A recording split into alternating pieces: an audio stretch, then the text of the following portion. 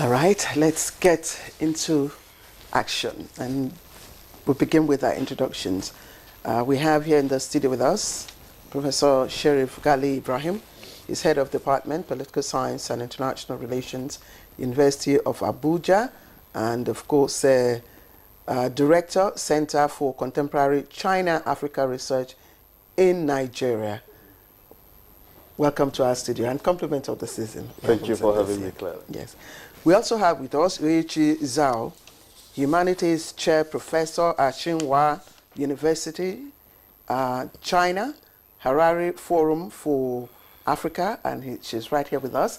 I hope I got your name correct, Uichi Zhao. Uichi Zhao, yes. Thank you, very glad. You're welcome. Happy to be here. All right then. It's a pleasure. And also, that's Jume. And also joining us here in the studio is Charles Onanyeju.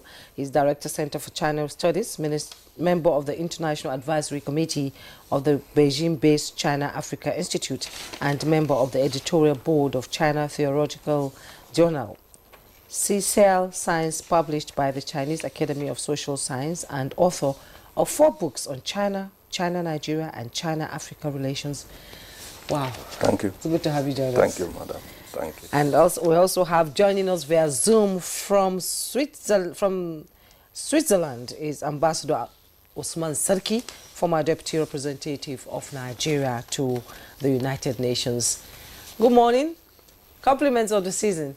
It's good to see you. Good morning. Good to see you. Good morning, Nigeria, and good morning, fellow panelists. Happy New Year to all of you. We wish you the same, Ambassador. I'm tempted to start with you, Ambassador, so that we can leverage the connectivity before we lose your connection. Nigeria, China,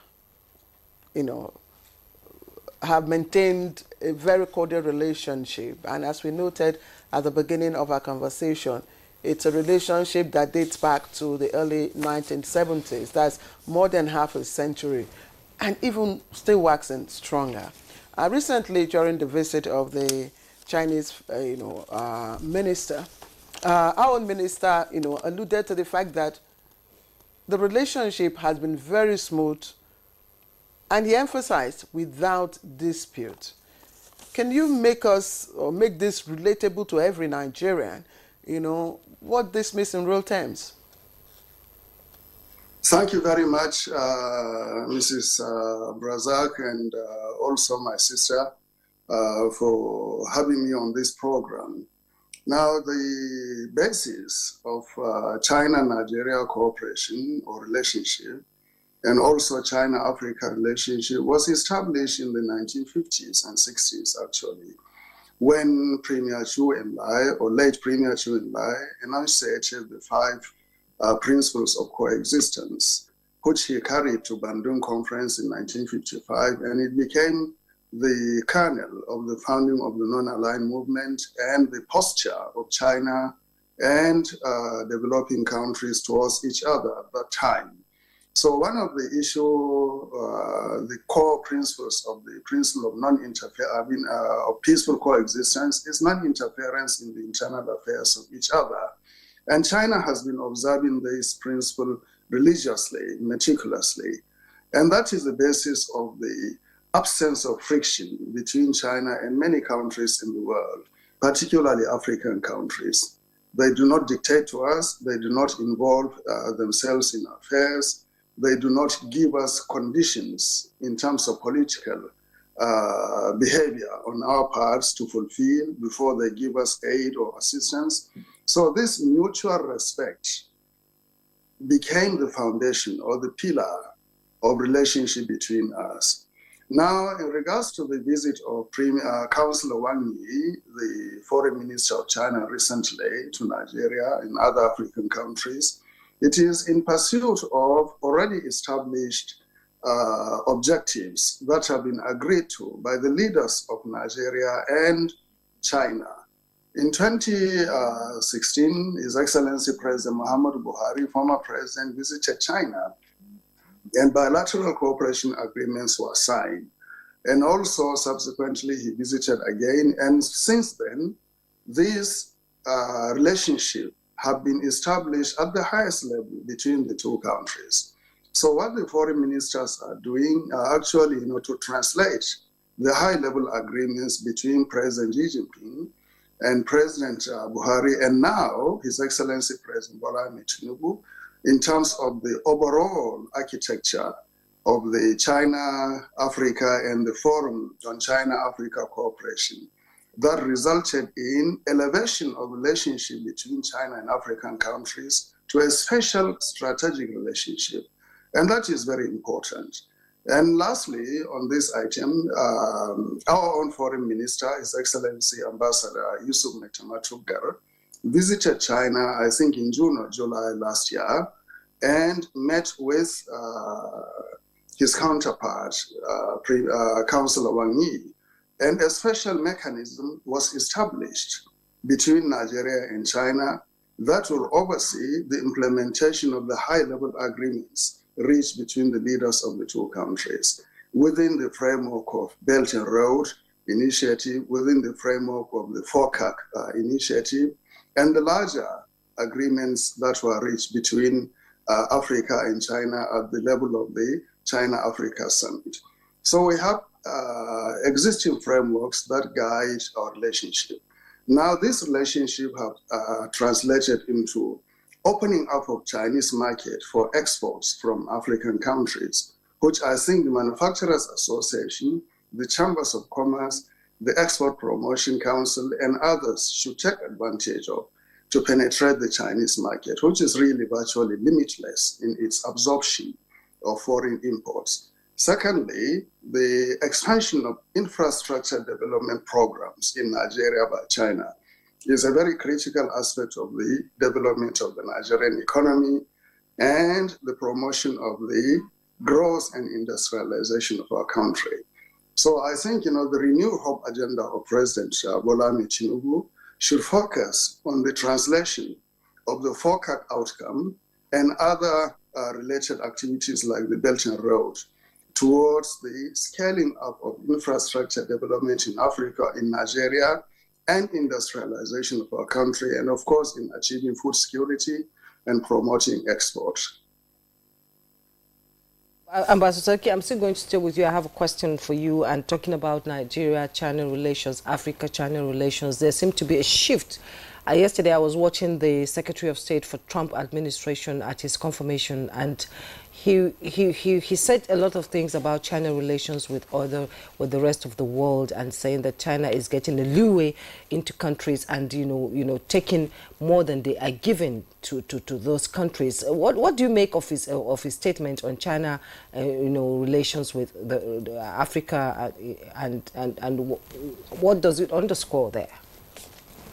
Well, I think, we shouldn't be unduly worried or concerned about the perception of other countries in terms of our relationship with China.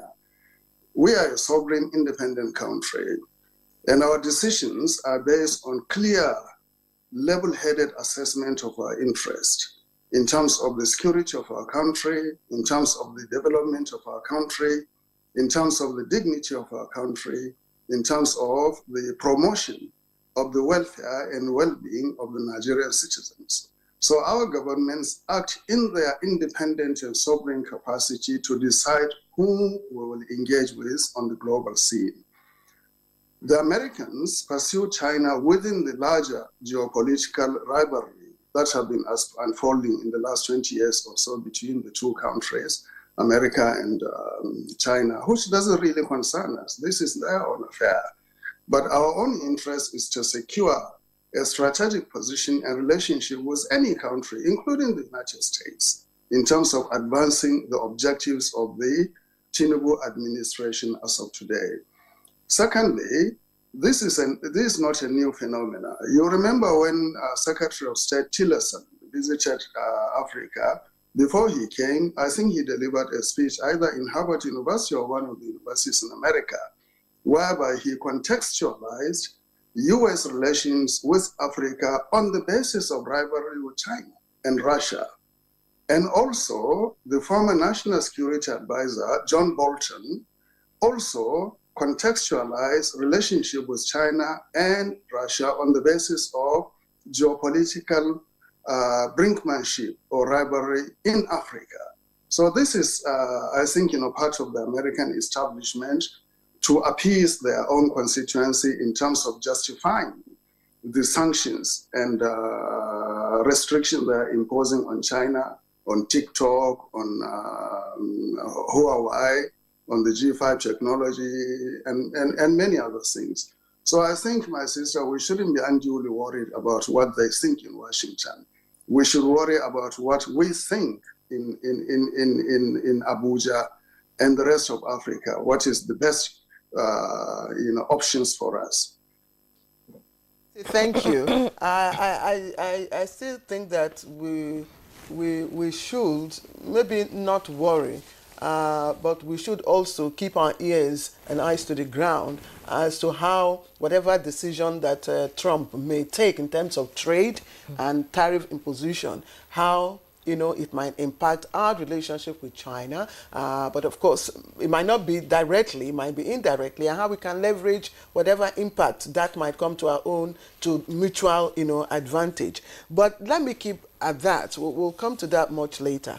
Let's look at 2024, because 2024 marked a very significant, period in the life of this administration. President, Tinubu made a number of trips to China. And one of those, we all know, the FOCAC summit. MOUs were signed. I'm coming to you, Professor Gali. MOUs were signed, I think 4 in number. Recently, again, we were told that those 4 MOUs were at various stages of implementation. Nigerians will want to know, review the impact of, our dealings in 2024 with China, specifically in regards with the MOUs that we signed with them. All right, thank you, Clara. You see, these 2 independent giants, China and Nigeria, have been coupling together and having that particular political and bilateral chemistry right from time, 1970s. You see, before you come into this particular MOUs, that is the memoranda signed between China and Nigeria, why is China important to Nigeria and why is Nigeria important to China? And why is even China in Africa? You come to understand that Nigeria is so important. Why is it? Because Nigeria is the largest population in Africa. And when you talk of population, you are talking of market. Then apart from this, Nigeria also is strategic in terms of resources, both human and natural. Then this apart, China respects Africa, China respects Nigeria. It does not impose, its culture or its policies, on Nigeria. And it allows that particular leverage, that particular process to actually flow without imposition, without really pushing Nigeria or any of African countries to actually accept what China demands. Now, coming down to the memoranda signed, I see China as a political and economic messiah for Nigeria and African countries, if you may. Why? Because hundreds of years, of Nigeria and China relations with other entities has not actually yielded developmental, monument that we can actually glaringly see and Nigeria and Africa become proud of. But with this particular establishment, with the visit of President Ahmed Bola Tinubu to the last FOCAC summit held in Beijing in September 2024, those 4 areas included one, which is the promotion of the Belt and Road Initiative, which is connectivity. Belt and Road Initiative is a policy in Asia which will actually connect people, nations and states economically, socially, culturally, politically, to allow the spirit of doing business and harmonious coexistence among the people. So we have the economic belt, we also have the maritime Silk Road. So this come together, Nigeria becoming a member of this, it means it is actually conforming with the just concluded FOCAC summit, which is jointly advancing modernization. There is no way you modernize without infrastructure. And the Belt and Road Initiative is one major area of infrastructure construction, not only in Nigeria, not only in Africa, but all over the world. Advanced societies have come to embrace infrastructure-driven development, which the Belt and Road Initiative has promised to actually deliver, not only to Nigeria and to Africa. So this memoranda signed, it means that President Ahmed Bola Tinubu is taking Nigeria to the next level. Next level in the sense that what Nigeria has not been able to have, what Nigeria has not been able to develop. In this particular new era, Nigeria is going to benefit from this particular modernization process, which China and Africa are jointly going to actually deliver. And this is key to our national development, because no entity can boost up development without infrastructure. Then secondly, the need for energy sustainability, which we want clean, nuclear, that is the peaceful application or usage of nuclear energy. You can see that there is no entity, there is no economy that can actually sustain itself without sustainable and invariable supply of power. So in Africa, you discover that it's only South Africa that makes use of nuclear energy. So if Nigeria should follow suit, it makes Nigeria second country on the continent to actually make use of nuclear energy. So this is so significant in this new era in Nigeria or in China-Nigeria bilateral ties, bilateral relationship. Then apart from this human development, human resource development, which will be in tandem with the Global Development Initiative, there is no way development should take place without having human resource development. Infrastructure is essential for the continuity and sustainability of any form of developmental project, but that will translate or should translate into human resource development. And when you develop your human resources, you are by extension developing the entire country, because the human capacity building will now translate into practical development of that particular entity, because it is the human being, the people, who will actually have that particular technical skill and inertia, know-how to develop their entity. So this will actually put into the modernization process, the economic autarky and advancement, as well as bring political stability and sanitize the political environment. Then this is the part, the issue of media collaboration and partnership. You can see China Media Group, NTA, coming together. Why? Because the media is an essential part of every society, because it delivers, it entertains, it educates. So people become learned, educated through the media. So that is why media cooperation, that particular mutual learning between civilization. How does China operate in terms of media and communication? How Nigeria does that? Let's come together and learn, share experiences. Where is the gap or lacuna? Let it be bridged up. So these are some of the fundamental issues that encapsulated going the trip of President Ahmed Bola Tinubu to Beijing to participate at the Forum on China-Africa Cooperation, the Beijing Summit of 2024. And you can see these are all for Nigeria's modernization. These are all for Nigeria's developmental project, which we never had before. And that is why I say why China is in Africa is to sincerely and honestly aid in the development of Africa. And why is the United States of America afraid? Why are other entities afraid? Is because they knew that they had faced a sheer and a complete fiasco. They failed to aid Africa, but rather exploited Africa negatively in order to make sure that Africa did not rise to compete with them. But China has learned that particular mistake committed by other entities, and that is why it is completely revolutionizing, reforming the way and manner nations and states engage on the world stage.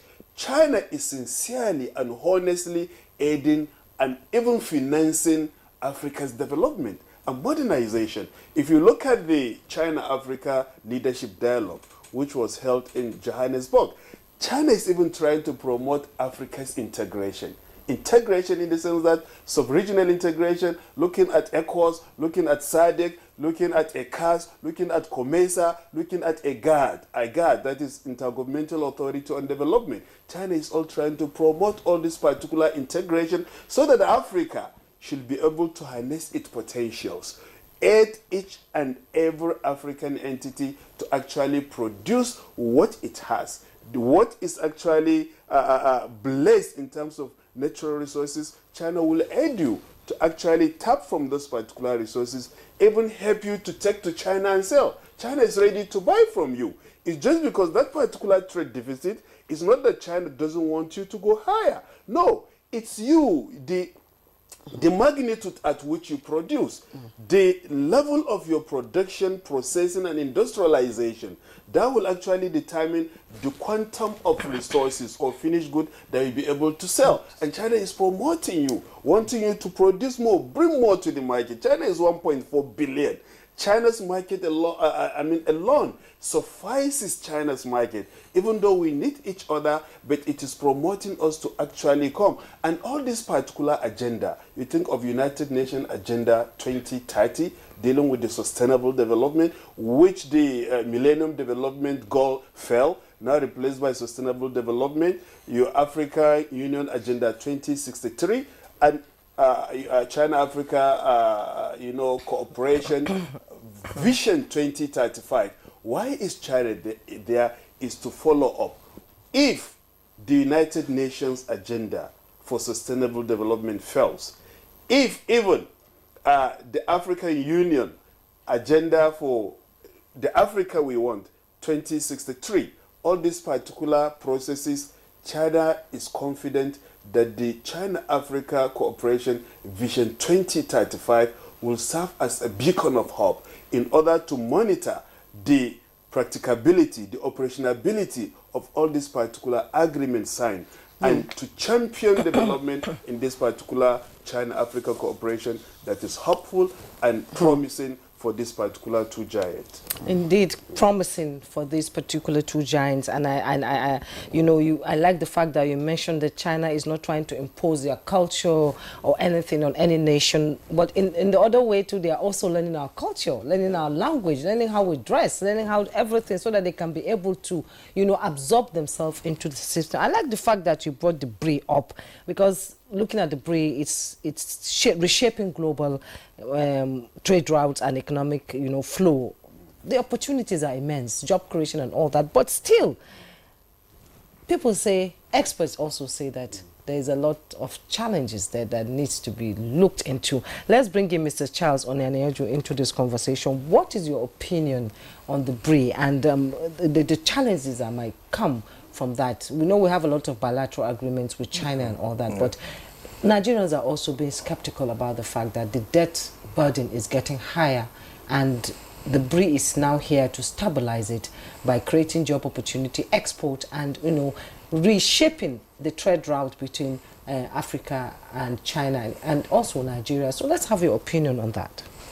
Well, the Belt and Road Initiative is essentially a framework of global connectivity. It leverages on the Asian Silk Road, which was a trade route, also a route of friendship, a route of cultural and civilizational dialogue, and a route of engagement. So it is 2,000-year-old, and is being re-established in the contemporary times to engage issues of human aspiration, building bridges in literal sense and metaphorical sense, building bridges of connectivity in terms of cultural exchange, mutual learning, and but also it contains tangibles.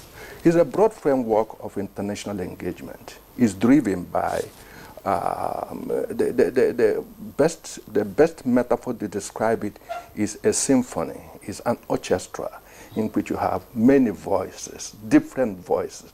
The beauty of the BRI is an open framework. Countries can engage from areas they consider of priority to areas that can align to their national goals.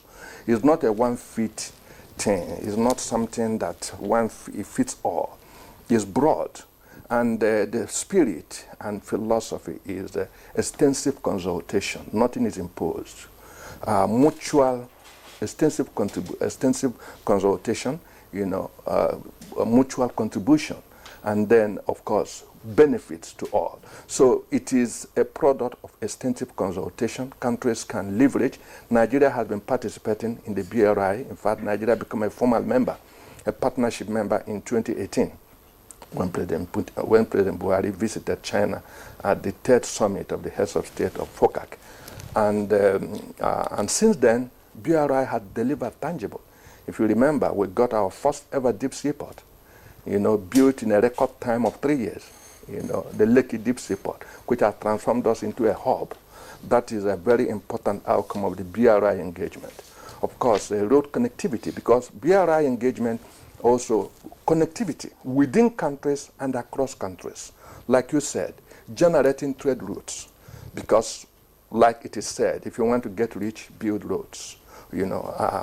Roads has opened connectivity, highways. Africa has got its first electrified highway.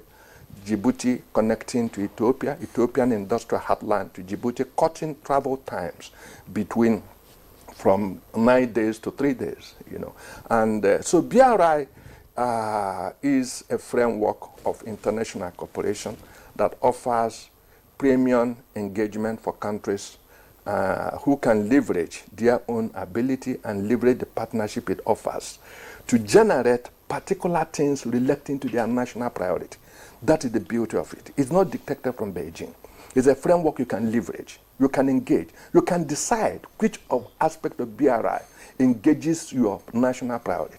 And you build capacity in that respect. And before we go further, I'd like to state clearly the critical challenge of China-African cooperation, or if you like, Nigerian-China relationship, is what I call strategic resilience. Do we build sufficient resilience in terms of institutional clarity?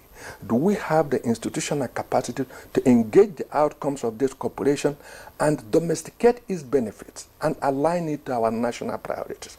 Because if our Chinese partners are ready, because if we talk so much about what is on offer, but the question, do we have the capacity? Have we built the relevant national capacity? In this case, institutional resilience, institutional clarity, and institutional credibility, efficiency, and competence. This must be the rule if we must leverage the engagement with China, and especially that flagship of international cooperation, BRI. If we must leverage it, we must build capacity.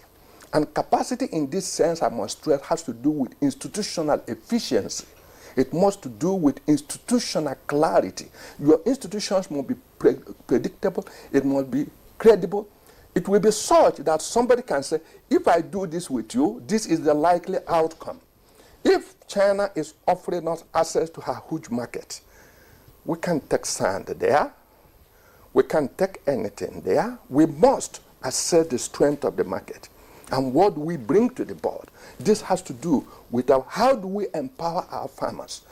China wants avocado. Yes, that's what I will just, ask a question that's relating to what you're telling us. Because if you look at since China started the BR, China has been very clear on the objectives of its BR project. Yeah. China knows what its objectives are and what benefits its policies, especially the foreign policies, it's going to have on its own, economy and on its own companies operating in partnering countries. But I want to ask you, from all that we've said, do you think that Nigeria is clear on what we want out of this relationship? Because we are talking about now building capacity, building skills, and all that. Have we articulated in clear terms what we want out of this relationship. We must overcome our current lethargy of institutional dysfunction.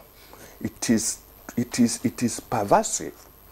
We must admit institutional dysfunction. We must appreciate that institutions' dynamism, institutional efficiency, clarity, in the sense that it is straightforward. Our partners can understand where we go. It's not a matter of this man goes, when another man comes, everything starts all over. That is not institutional memory. We must establish a rule of institutional memory that gives us a continuous process of efficiency. If we don't do this, we cannot, it's not just China, we cannot even leverage our own strength, our own potentials. We can't even leverage the potential that exists within us, what we can do for ourselves. Nigerian market, China, every country first build your own market. You build integrated market and engage sectorial linkages. That is the strength. Your domestic market. That's what China is doing. If you go what they call double circulation, it's about reliance on China's domestic market against whatever shocks that might occur on the international market. Like you mean sustainability Absolutely. is key. Sustainability is built into China's national economy. So that even if there is a shock and disruption elsewhere, you have that resilience. We must build integrated national economy. You know why I asked that question?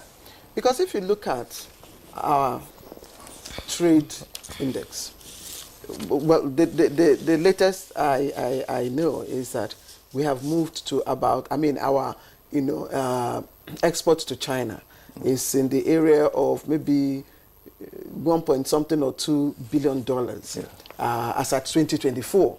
While China, we are doing a lot of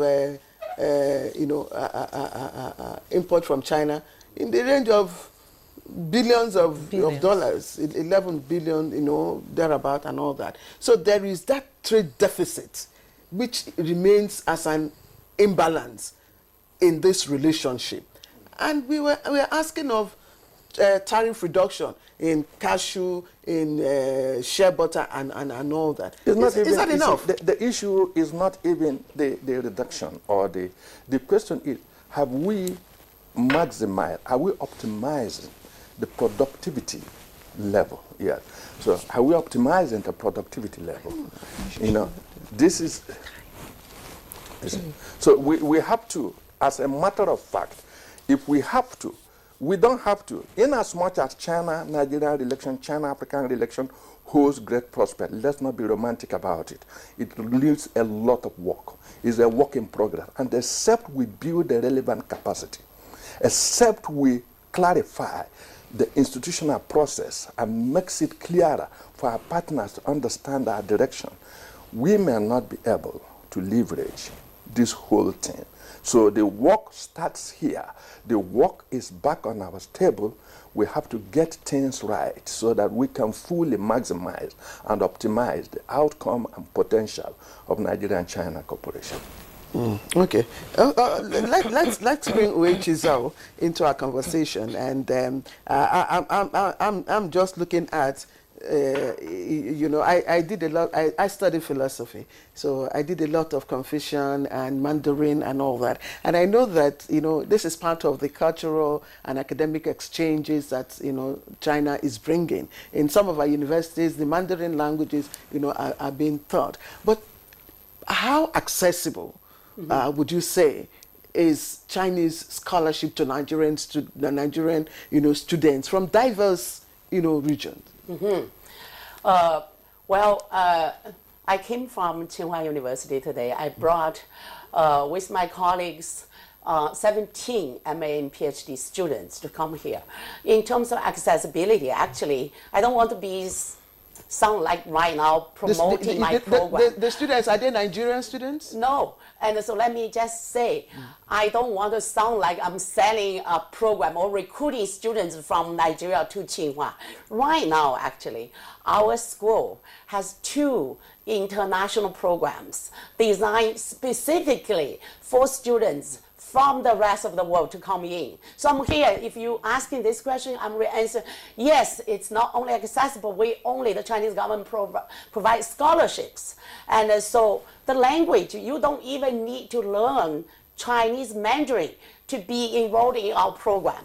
Tsinghua University, for example, of course this is only one example, has a program in digital journalism or financial journalism that's in English. So what else? So right now, actually, indeed, we are looking for students, especially students from the global south, to go to China to study. And I know that your country has a very young youth population. So yes, the opportunities are there. Just 2 months, last month, on a similar trip to Chile in Latin America, I spotted a young scholar, and he's interested in Xi Jinping's thought. Guess what? Immediately when we come back, we offer him a 3-month visiting scholarship to China. And he had a tremendous experience. And then right exactly 2 weeks ago, my institution, with the effort of myself, my students, Tsinghua University also approved another visiting scholarship for a Zimbabwe student, doctoral student. So I would say, yes, the opportunities are there, the gates are open, and we're particularly welcoming students from Nigeria, from the rest of the world. I like that you say, Yes. I like that you say the gates are open. Definitely. And I also like that you say accessible, but I want you to break it into context. When you say your Tsinghua University is accessible to Nigeria, in terms of what? In which area? Tuition? I mean, how? Right. Can you break it down? Okay, in terms of area, all across, from the hard science, engineering, agriculture, to even traditional Chinese medicine. And then in the humanities, see, like my own school, it's specialized in media and communication. So we have digital journalism, we have financial reporting, we are in the process of even creating a new doctoral program in development studies, which, as you can imagine, will be targeting at countries from the global south. So that's wide opening areas of study. And then in terms of finance, of course, there might be some barriers, but the Chinese government do offer scholarships which students can apply. And also, relatively, compared to study in the West, in the US, or even Europe, some of the countries, they charge from students tremendous 3 times tuition fee, that kind of thing. In China, the fees are still relatively low. And language-wise, we provide training, as I say, some programs offer English as the instruction language. So actually last time when I talked to this student who came from Chile, he said, all we need to do is to overcome our West-centric ideas. You know, to get a higher degree, you got to go to the West. Now the table has turned. It's time for students in Nigeria, especially because you are a huge country and you have good basic education to explore opportunities in China. Yes, indeed, Nigeria's educational system, is top-notch, When Nigerians go outside the country, they excel. They come tops most of the time because of the foundation laid here by our educational system. And I've also seen on TikTok, on Facebook, Nigerians marrying Chinese and having children. Yes. And they come back. I've seen them marrying Chinese and having children, and the children speaking, the one I saw, the woman is married to an Igbo man, and the kids were speaking Mandarin and speaking Igbo at the same time, and she's also speaking Igbo. I think that is a way forward for our relationship. Intermarriage between Nigeria and China is growing every day. Of course, that would be fantastic. The human beings already were mixing, right? Yeah. And also, just one more thing, speaking of education and the mixing or TikTok. I myself, when I was in Canada, I had a student who is Nigeria. He studied for a PhD with me, and I'm so proud of that. But today I'm back to China, Tsinghua University. So I'm looking for students coming there. And speaking about TikTok, do you know what's the most interesting story these days exploding in China? Is because what we earlier on talked about US, right? And the US talk about, you know, how open they are, but because by January 19th, they are planning to ban, or either you sell TikTok or we ban you, right? And guess what happens? US youth were flooding into China's internet. They called the refugees. China, there's a very popular domestic social media platform called the Little Red Book. Exactly. So US youth were coming to China. Early on, they were talking about China has the internet firewall. Well, the Chinese were saying, we never could imagine that the firewall is melting from the US side. Isn't that fascinating? It's absolutely fascinating. I have to pause you there. Let's bring in Ambassador Usman Sarki into this conversation and talking about, you know, relationship between Chinese imports and Nigerian local businesses. We know it has a huge potential for growth, and also, you know, there are challenges. But amidst all this, you know, there are calls for policymakers to implement strategies. You know, there are also borders, you know, local production, encourage fair competition and diversifying the economy. That is also to mitigate the effects while leveraging the benefits, just like Mr. Charles Onaneju, you know, said. So how can Nigeria begin to leverage on these possibilities, this huge potential in the Nigerian market and the Chinese export, and also we exporting? How can we begin to leverage on these benefits? Well, thank you very much. I think, you know, this calls into question or into activation, policy and structural reforms on our part in order to maximize our relationship with China and to see the opportunities offered by the BRI, like the Belt and Road Initiative, the FOCAC Initiative, and also the intergovernmental framework. That was actually, you know, the first plenary meeting of that intergovernmental framework between Nigeria and China held in July 2024, when Minister Tugar met with Foreign Minister Wang Yi in Beijing. So within these three frameworks, I think, you know, the structures at home should be established in the form of a national committee on FOCAC, whereby government agencies and private sector will be brought together to streamline priorities for Nigeria in terms of engaging with China towards the development of the economy of the country. And here we should give prominence to the Nigerian private sector, manufacturers, exporters, producers, farmers, livestock rearers, and others, in terms of, number one, accessing credit and finance to develop the productive forces of the country.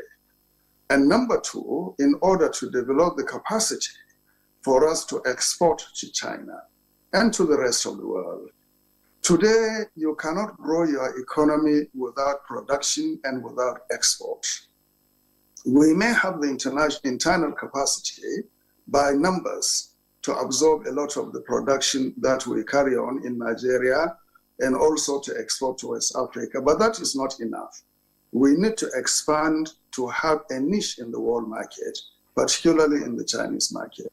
So I would suggest that there should be immediately established a governmental framework for the implementation of the China-Africa, Nigeria-China outcomes in terms of a ministerial committee that will consist also of the private sector.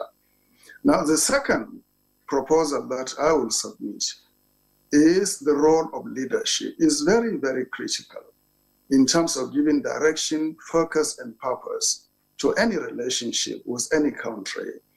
Now, President Bola Ahmed Tinubu has been to China And right now, as we speak, I think he went to Abu Dhabi for a meeting on sustainable development. These are critical initiatives that are being taken by the president. But the president is not the implementer. He does not come to a ministry of national planning or industry or commerce to sit down on the desk of the minister to carry out the functions of the minister. It is the ministers who are supposed to really sit down, calibrate the decisions that have been reached at that high level, and start mainstreaming them into the programs of their individual ministries.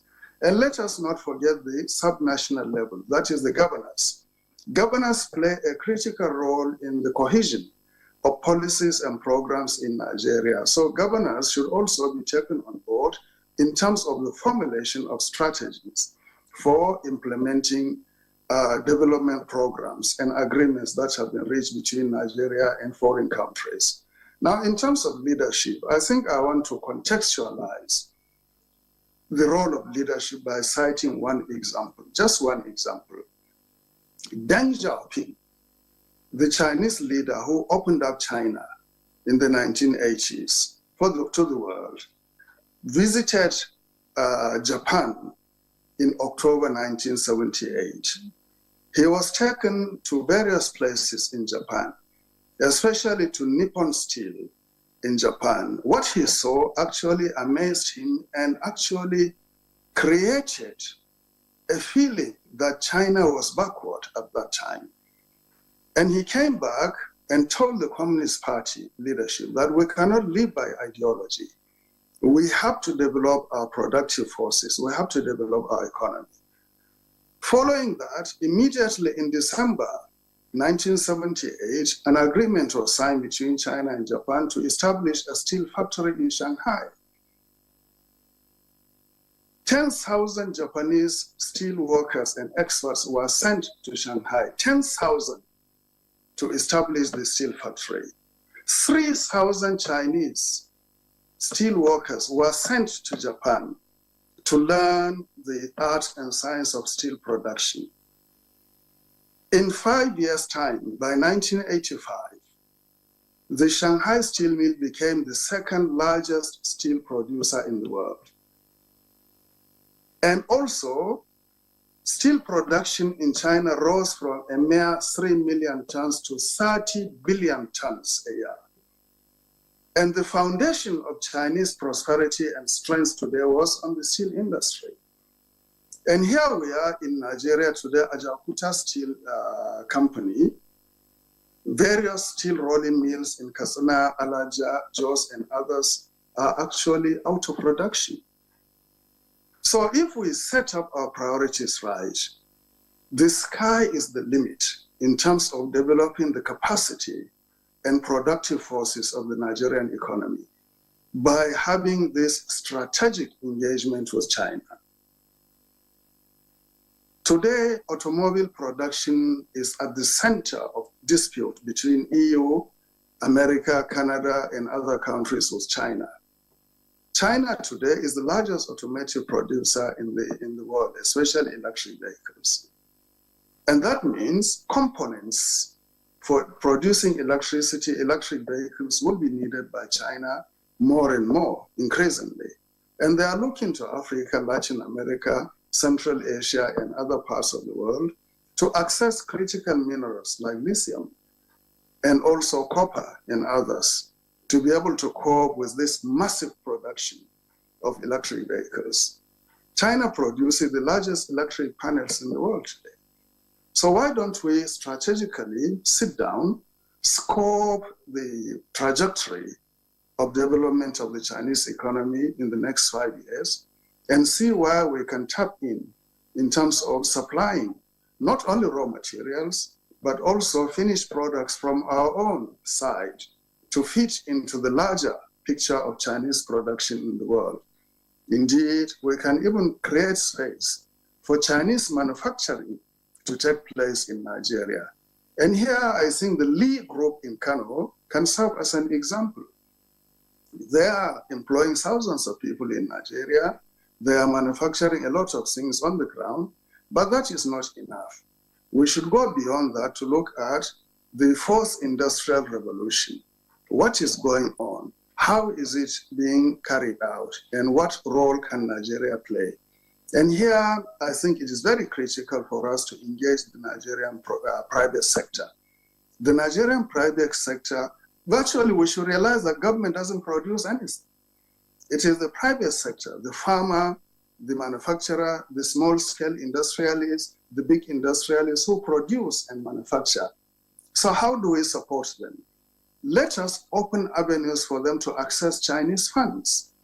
The 2 billion yuan facility that have been now established in the Central Bank of Nigeria, thanks to agreement, the policy framework developed by President Buhari before he left office, and now thanks to President Bola Ahmed Tinubu, who concurred in this arrangement. We have the 2 billion yuan facility established in the central bank by way of currency swap. That means Nigerian business people can access money readily in Nigeria to buy things from China or to pay for imports. And this is very critical. Let us sensitize the business community of this facility and others that are available so that they can benefit from that and grow the Nigerian economy as quickly as possible.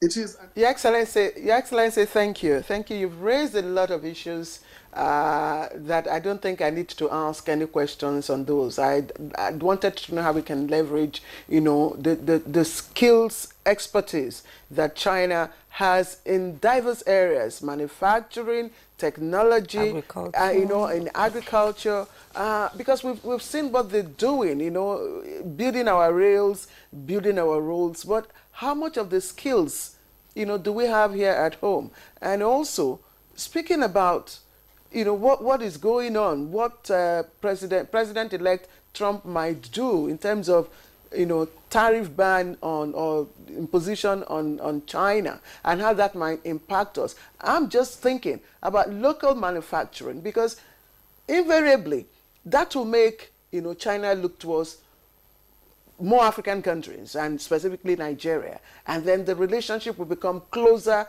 and closer. Of course, we know what will happen. It will mean more Chinese products in our country, more Chinese goods in our country, but what happens to our own local products?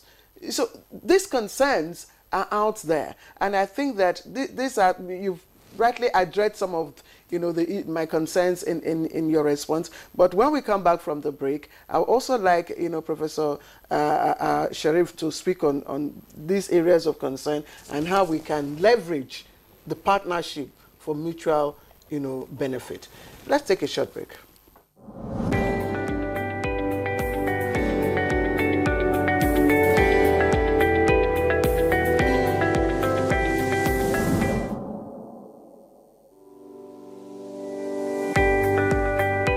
The business environment, to be honest with you, has been extremely hard on most Nigerian women's businesses, and of course harsh for a number of reasons.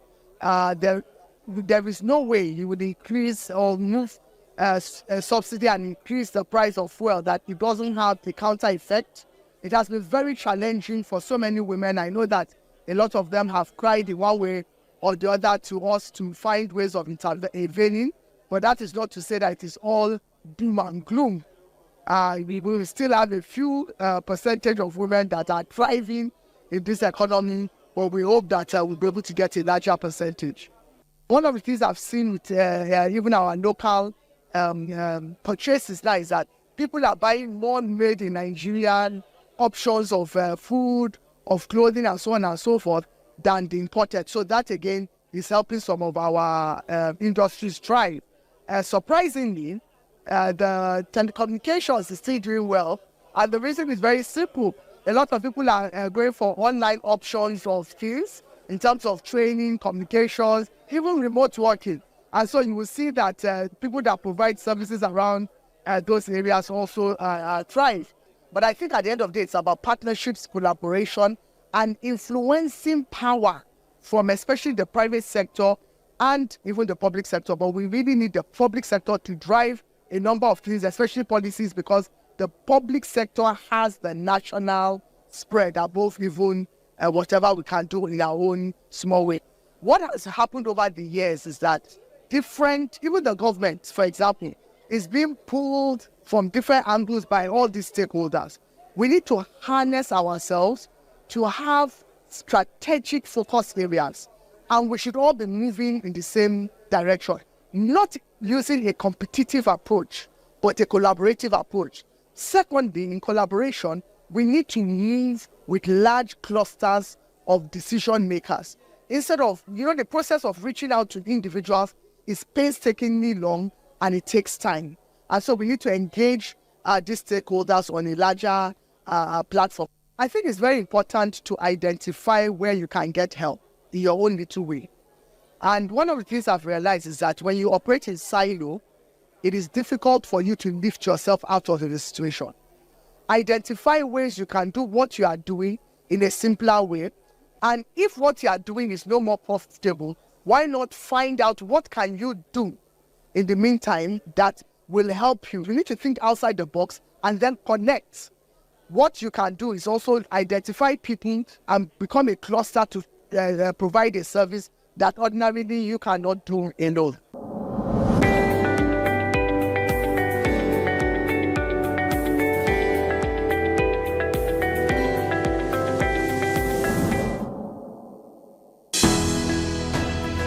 The counsel of our fathers. I will urge and advise our younger generation to use talent and brain to sort out problems, not arms. Nigerian youths, let's build our nation together.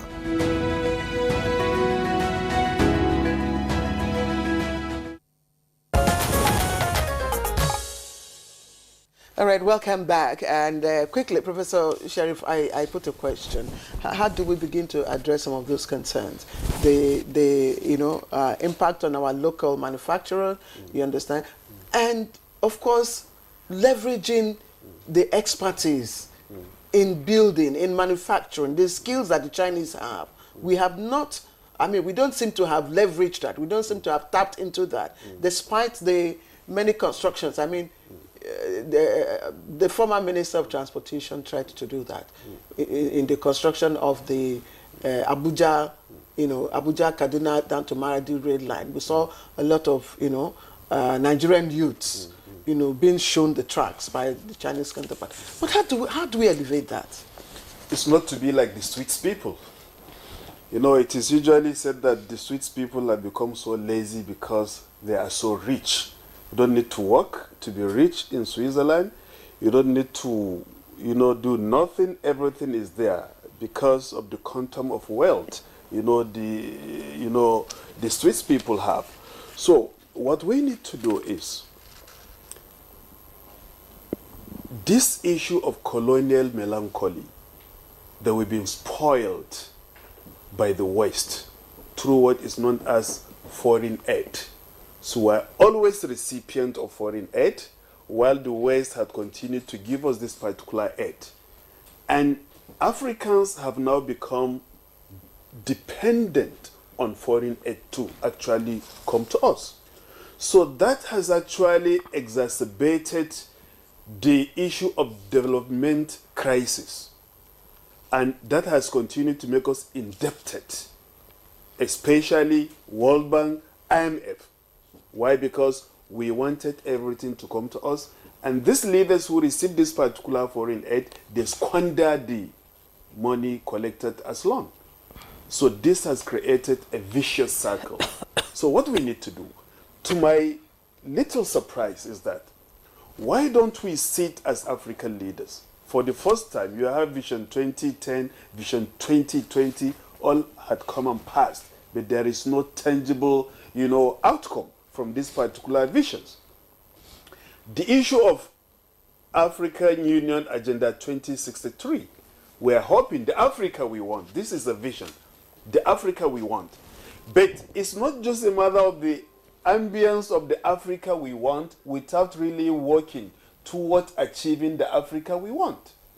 So why are African leaders seated, not coming up with policy inertia, a rigorous, revolutionary policy inertia, to actually change the existing status quo of Africa and Africans. Remember, it was President Xi Jinping who came up with this latest 3 initiative of Africa's agricultural modernization, Africa's industrialization, and talent cultivation. So that is why I say China is a messiah, because it's trying to take us... Again, sorry, just before you continue, I like for you, I just want to point out that the word messiah for you is subjective and context dependent. So let's not use messiah to describe the role of China in this bilateral relationship. Yes, China is very strategic to Nigeria, but China cannot be a messiah because Nigeria also has markets. China okay, would we say China is a pathfinder instead? It is. Okay. It is. It's a pathfinder instead. And if you may, Clara, Claire. we have what we call development cooperation. And in development cooperation, partners assist each other. Precisely. To actually bridge up the gap in order to achieve the goals of development. So, if you fail to achieve it independently, somebody comes to help you achieve your goal. Is salvaging you from the fiasco you are facing and failure to achieve the goal of development, which is your main objective. So that is why the application of the concept of messiah. But let me not go back to that particular end. Those indispensable areas of development, from the mercantilist argument is that you must be able to produce. And if you are able to produce, you must be able to export. Not even being able to export, you must be able to export more than you import. Precisely. So if you don't export more than you import, meaning there is trade imbalance and there is economic problem in terms of your trade. That's why I'm asking, what do we do to, what do we do? What do we do to protect our local, manufacturers? Because we know that the trade relation between Nigeria and China will increase and strengthen from 1.61 billion now, to what we are importing from China.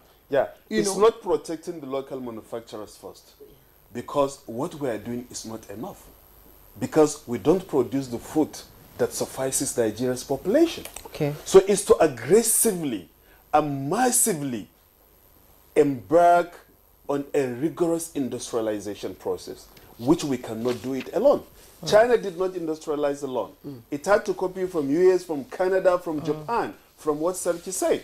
So therefore, China are partners. That is why the concept of jointly advancing modernization. Exactly. What you cannot achieve alone, definitely you must have partners with whom you can actually achieve that. Apart from that, talent cultivation. Nigerians and Africans are highly talented. There is the need to support and promote this particular talent, because it is this particular talent that envisages innovation as well as creativity. It's through this particular creativity as well as partnership and collaboration we'll be able to create these particular basic machines, industrial machines. You cannot industrialize without these particular machines. And also human machines too. We have a young generation who are hungry to learn. Yeah.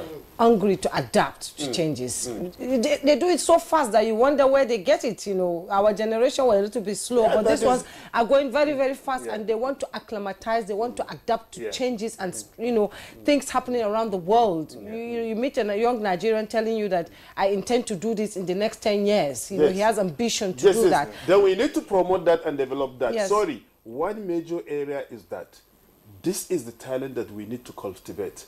Not through this particular misleading social investment programs, giving people 10,000, 20,000 naira. That's giving the fish and not teaching how to fish. Yes, that will not salvage our economy and national independence. We need to develop a policy inertia, a policy framework that deliberately intend to develop this particular young talent, who will in turn industrialize, create industries, create machines, so that we can be able to produce and sell and compete, within the international market by not relying on the goods that come from other places. But remember, we must actually interdepend. There are things that we cannot produce, we must get from China. Yes. There are things that are not available in China, which if we have the capacity to produce or provide, China is ever ready to accept it. So this is the only way. Yeah, you also talked about policymakers, and there have been calls for them to implement strategies and that borders along local production.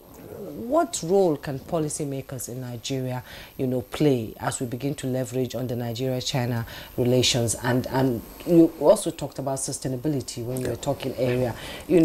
Sustainability is key. Ambassador Saki mentioned the Ajaokuta steel mill. He mentioned the story of how China was able to, build their steel industry. Why can't we do it here? Well, let me start by saying there is no type of partnership that could be a substitute to national initiative. No type of partnership, whether with China or whether with heaven, can be a substitute to strategic national initiative focused, I emphasize, on building capacity. Partnerships can help, facilitate, drive, co-push, but not a substitute. In fact, that is the lesson of China. Exactly. Looking yourself in the mirror, discovering whom you are by interrogating your specific condition, understanding your reality the way it is. Cabral, African foremost thinker and revolutionary, said, do not exaggerate your prospects. First, learn of your weakness. Start by understanding your weakness.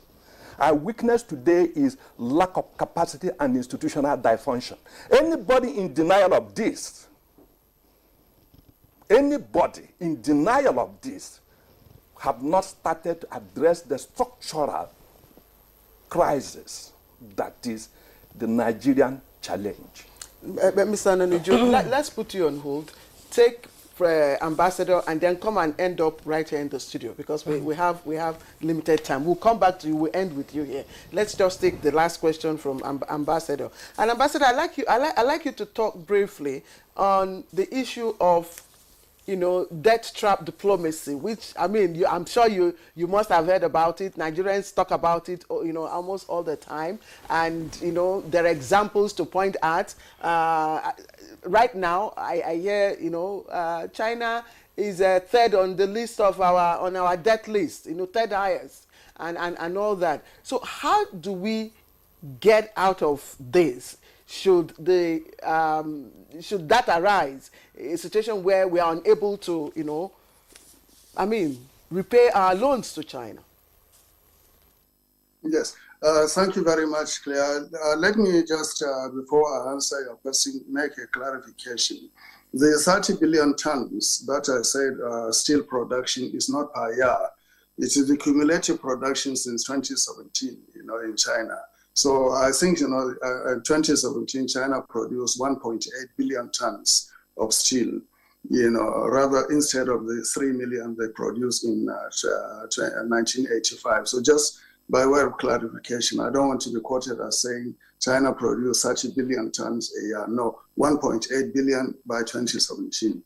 That said, I think, the issue of debt is a sovereign decision of a country, to go and discuss with partners to borrow in order to inject capital or funds into the economy to develop specific projects. Our loans from China are state loans guaranteed by the Chinese government, the Chinese Development Bank, and our own central bank and the government. And they are loans taken for specific purposes. For instance, the building of the ports in Lagos, railways, the Abuja, rail line, the Mambila Plateau, the Mambila hydroelectric power, the hydroelectric power in Niger, Shiroro, and others. These are tied to specific projects and programs. They are not loans taken just in order to furnish offices or build houses and other things. They are loans tied to concrete projects. And the nature of these loans are actually, in most cases, very, very low interest rate loans. The problem arises from the timing of the use, accessing and the use of the loans. and the completion of projects. As the other panelists have indicated, policy framework and structural cohesion in our country dictate the extent to which we use these facilities. So the issue of debt trap is a perception created by critics of the relationship between China and Africa in terms of the benefits that we are getting. Let us remember that the greatest debtor country in the world today is the United States of America, owing trillions, to private entities and also to other countries like Saudi Arabia and China. So the issue of debt is a question of management and prudent, decision to maximize the use of the resources you have obtained. So it's a sovereign decision. And because of that, it is not something that is going to lead to recolonization of our country or imposition of some dictates by China on us. So let us not be so particularly, concerned about this matter, because our policy planners, they know what they're doing. Government leaders, they know what they're doing in terms of accessing these facilities. The use of this. Ambassador Sarki, actually, we've run out of time, and as usual on Good Morning Nigeria, it's when the discussion is getting very, very interesting. Time begins to run out, but we'll have to come back here to the studio so that we'll begin to round up. And Professor Zhao is seated here. Let's talk about the role Nigeria can play in shaping the future of Africa-China relations, especially in education, in trade, in arts, like you mentioned, and how can we contribute to equitable and sustainable partnership between Africa and China, including Nigeria? Yeah, very good question. And let me make an observation, if I will. I feel in the discussion between the ambassador and the two scholars and your questions, there is an unspoken elephant in the room. In the room, yeah. That elephant is the Western media, especially U.S. media's discussion of China-Africa relationship. That is, the debt trap, the imbalance. I think if there's one thing, most important, speaking from the perspective of communication scholar, is to break out that unspoken, almost like in the air influence of Western media. One part is the victim mentality that comes from colonization. That I think the Nigerian people were struggling already over 100 years to overcome that mentality of dependence, of waiting for others to give the aid, like what you're seeing. Not wait for the fish, but try to learn the fishing. Yes. And that's what the Chinese is doing. So one part is overcome the colonial mentality. The other is overcome the current, yes, U.S.-China tension, that kind of thing. But I really appreciate what this professor or all the three experts, no wonder you are the top experts in Nigeria about China-Nigeria relations. We're seeing that is your self-determination, your initiative, if I will, your overall purpose of the nation is the most important.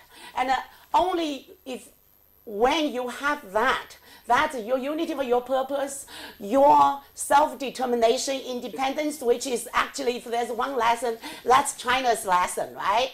China started at that point when its GDP was even lower than many African countries. And why China has been able to do that? We are not afraid in the beginning Professor imbalance.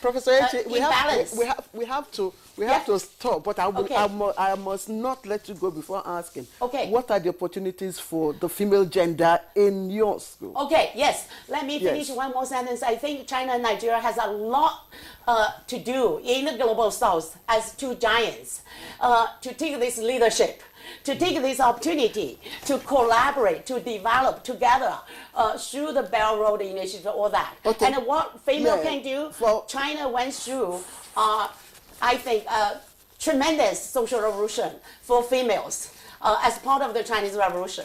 So now, Chinese female women were leading in many areas. Ooh. And myself is an example. I was born a country girl, right? and I was able to get the best education. The government sent me to study in Canada, but now I return to work with the younger generation, and I'm bringing 17 of them to learn from your country. You are a very good ambassador. You are a very good ambassador. You are a very good ambassador for China. Thank you. And we together we build capacity. You're almost buying me over. Yeah. You're almost converting me. Okay. Yeah. And forget about those U.S. discourse about that trap, all that. Your experts have already said there are different views on that. Okay. We really have to stop you there. Okay. Zhao Yunzi, Humanities Chair Professor at Shanghai University and Chairperson Harare Forum for Africa. Thank you so much. Thank you. It's my great pleasure. And love for Nigeria. We truly appreciate you. Yeah.